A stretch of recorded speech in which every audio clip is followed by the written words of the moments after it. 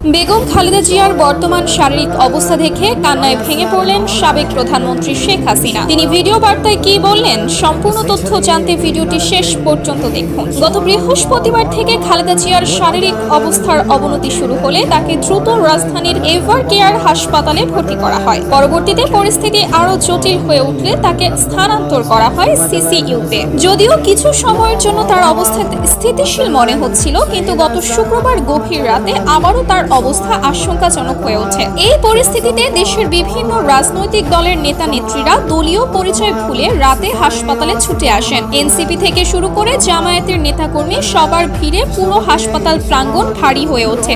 এমন অবস্থায় শেখ হাসিনা এক ভিডিও বার্তায় খালেদা জিয়ার দ্রুত আরোগ্য কামনা করেন। তিনি বলেন, আমি বেগম খালেদা জিয়ার সুস্থতা কামনা করছি। এই মুহূর্তে আমরা সবাই রাজনৈতিক সম্পর্ক ভুলে তার জন্য দোয়া করি। তিনি দেশের সর্বস্তরের মানুষের প্রতিও খালেদা জিয়ার জন্য প্রার্থনা আহ্বান জানান। তবে এই সংকটময় মুহূর্তে কেন দেশে ফিরছেন না তারেক রহমান, তা জানতে স্ক্রিনে ভেসে ওঠা ভিডিওটি দেখতে পারেন। পরবর্তী আপডেট পেতে আমাদের সঙ্গেই থাকুন।